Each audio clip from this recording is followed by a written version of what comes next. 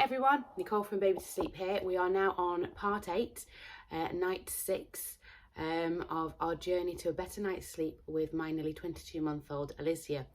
I hope you've been finding the journey really interesting, helpful and useful, because the reason I've put this together, the reason I thought, you know what, I'm just going to tell the truth and document literally everything that happens on this journey, is so if you're in a situation where you're wanting to make those transitions yourself and you're nervous or you're scared or you're worried about what the outcome might be or how your little one might adapt, and just basically anything that is completely normal, you can watch this and go, do you know what, this is normal and it's expected, and I'm not expecting to be able to just stop breastfeeding overnight. I'm not expecting my child to suddenly start sleeping through just because I'm stopping breastfeeding. I'm not expecting my child to just get it when it's time to go into their bed and we'll just move them from a cot to a bed.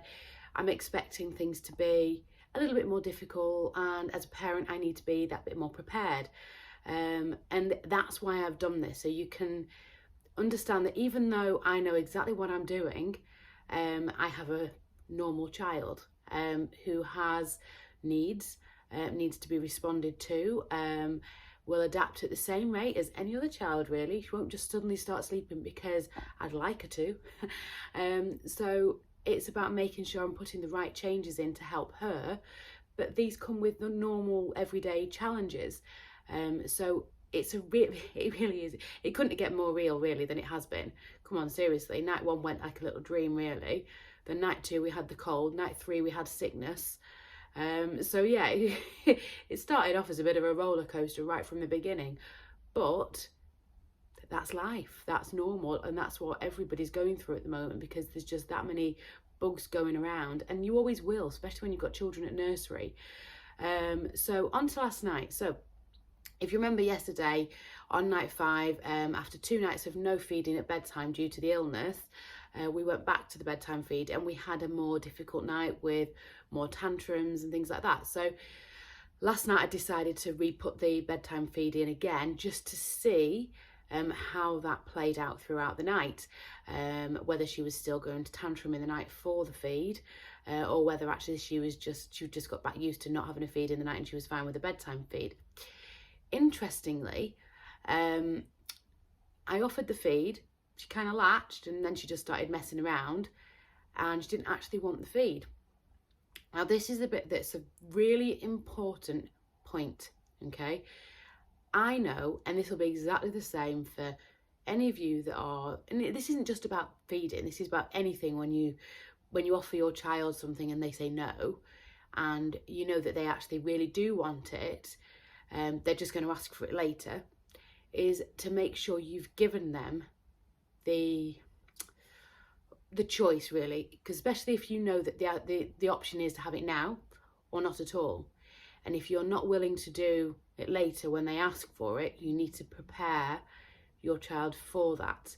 So for example, let's explain what I mean. So basically, I know Alyssia has a little habit of saying no to her feed. She has a story, she'll be getting ready to bed, and then she'll say no because she wants a feed.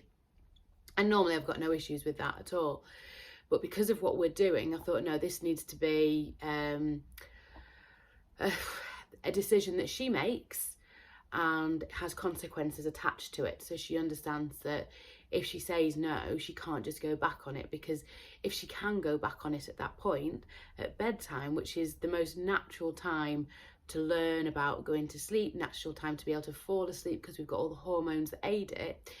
If I turn around and go, okay, you can get what you want because you've asked for it, then why can't she get that in the night? So this is a really important point, because I knew that she was going to do exactly what she's done before, and I knew she was going to have the story, and I knew she was going to say she wanted the feed after. So when she said she didn't want the feed, I very, nicely explained, sweetheart, you either have the feed now or we don't have a feed until tomorrow. And I made that very clear, and I let her make that decision, and she chose the book. So we went to the book and it was time to go to bed, and she started getting upset because she wanted a feed. Now, normally, if you haven't set the scene to let them know that they've made that choice and that choice has to stand and come with consequences. If you haven't let them know that, that tantrum is going to be much worse. But if you've already set the scene as such, then what you can do is when your little one turns around and starts saying, no, I want it, you've got a reference point to come back and say, well, do you remember just a few minutes ago, Mummy offered you the choice, and I said to you that, you know, if you didn't have the feed then, that was going to be until tomorrow morning, and you chose the book. Unfortunately, sweetheart, that's it. You know, you chose the book, you didn't want your feed, so that's it till tomorrow morning.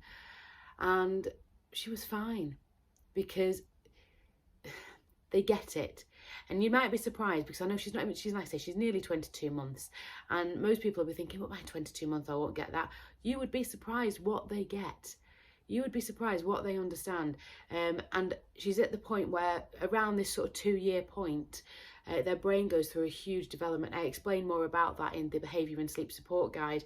You know, just explaining what's actually going on at this sort of age, and why it's important to actually give them choices and really sort of help them with their emotions and coaching them through their situations, because we can't as parents turn around and say no and then go okay then, because all that does is confuse our children, because they don't understand when it's okay and when it's not okay, because they can sometimes get what they want, sometimes they can't. They might have a fight and then they get what they want, so they learn that actually they just need to fight to get it, because that's what they did the last time. So we've got to be quite firm in the way that we give our boundaries, the way we set them, and how we communicate them. And I'm not talking about really strict boundaries or anything like that. I'm just literally talking about, you know, actually giving them a choice, letting them pick a choice and then sticking to it. There's nothing wrong with that, because that helps them learn. Anyway, moving on. So interestingly, so she was absolutely fine. She went to bed, and she got disturbed when I went to bed, but that was more to do with the fact she always gets disturbed when I go to bed, because we're in the same room. But she was at the bottom of the cot with her head at the bottom, so I went to pick her up to move her up to the top to put a cover on, and as I picked her up, she started going, "Mummy!" and I went, okay. So I'd woken her really. So I gave her a cuddle, and just basically popped her back down, and she went back to sleep, and that was fine. So I'm not going to class that as a night waking, because that was actually me. But then after that, I think we only had 2 other night wakings, and they were actually really, really brief. It might have been 3, it might have been 2. I can't actually remember, because they really were that brief, which is fantastic. But we did get a 5:30 start, which is unusual for her. But then at the same time, she's had more sleep through the night, it's been less disturbed, so yeah, she's going to be more rested by 5:30, but she did seem tired. What I did at this point was I brought her into bed with me, because I thought, well, there's no point trying to fight this, there's no point trying to force her to go back to sleep. She's had over 11 hours of sleep anyway. Alyssia likes her sleep, she likes to go to bed early, which is something I do have to work on in the future, by the way, when I put them in a room together, because we don't really want them getting up till about 7ish ideally, and Alyssia tends to be more like your 6:30, because she's going to bed at 6, so I'm going to have to gradually start shifting her closer to a 7 o'clock bedtime, but she's just normally so tired. The other night she was in bed for 20 to 6, because she's going bed, because she wanted to go to bed, and she'd had a 2-hour nap yesterday. She'd slept from 11:35 till 1:40, I think it was, at nursery, and she was still flat out for 6:10. You know, so at the end of the day, she'd had over 11 hours. Trying to get her to go to sleep at 5:30 was, you know, pretty futile really, and unnecessary to fight it. So just put her in bed with me, and we just had a snuggle, and then about 6:30, that's when she had her morning feed.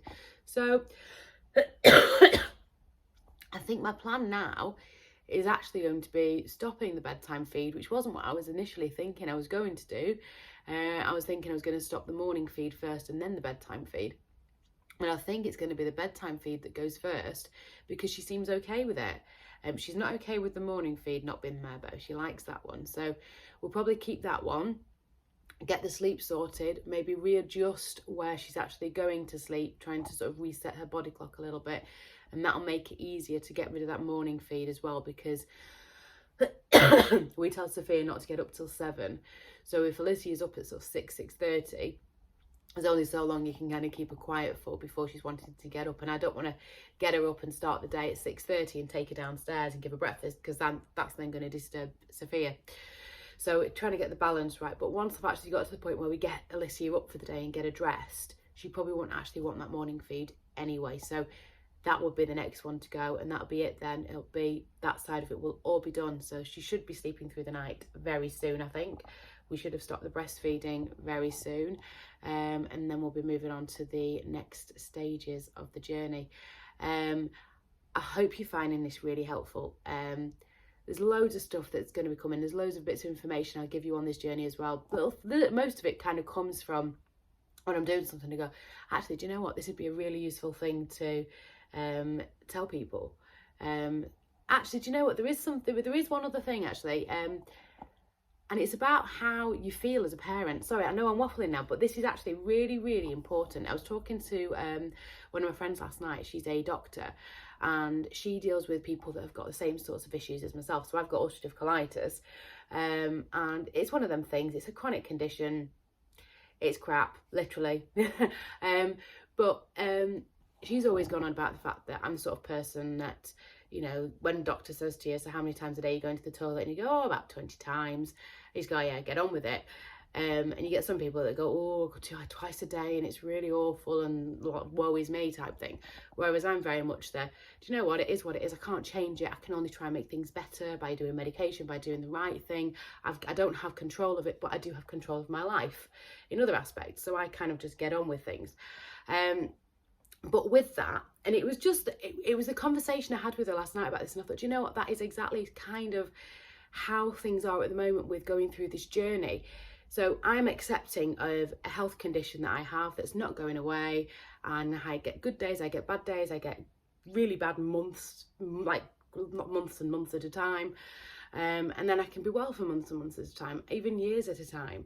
But it's very much accepting that my body is not great, and I don't have control over it, but it's accepting that it's there. I'm just living life the best I can.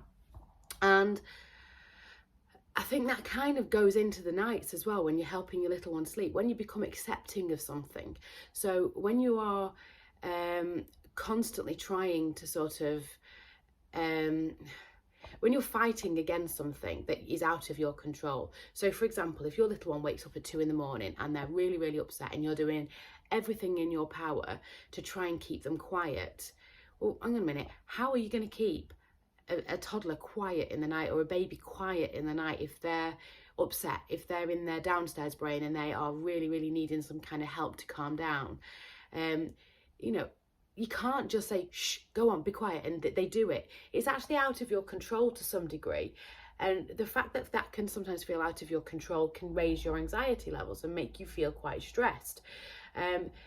But when you become accepting, when you're ready to make those changes, and you're accepting that change comes with maybe some crying or some shouting and some noise, you naturally become much more accepting of that. And when you become more accepting of that, and you realise that actually things aren't that bad and things are improving, things feel better. And it's much more manageable, and it's then something that is in your control to some degree, because you can control how you're feeling a little bit more, because you go, well, I knew this was going to happen, and it's okay, I'm accepting that, and you feel better about it. Does that make sense? But yeah, if you're struggling with something, if something feels very much out of your control, you're struggling with your little one's sleep, and you don't know where to turn, and you are feeling naturally quite anxious about things, which is totally normal, by the way, maybe it is time for a change, because you might be surprised that by opening yourself up to change and accepting it, and knowing that there is light at the end of the tunnel, and that sleep is just around the corner, if you can accept it, you might find that you're in for a better journey, and you will feel better yourself, because you are then more in control. So I hope that's helpful. If you do need help on that journey, just give us a shout. We have online courses. I do one-to-one support. If you look through the YouTube channel, you will see loads and loads of useful videos to help you from newborn right through to sort of toddler children ages. So there's loads and loads of stuff. and it's all free, the stuff on the YouTube channel, so take a look. But otherwise, you know, go to the website and have a look. We've got loads of bits and bobs that can help you as well, all the blogs, but I can help you on your journey as well. So it's babytosleep.co.uk, and I hope you find it helpful, and I'd love to know what you're thinking of the series so far, and are you making any changes with your little one's sleep? And I'll see you tomorrow and let you know how tonight goes. See you later. Bye.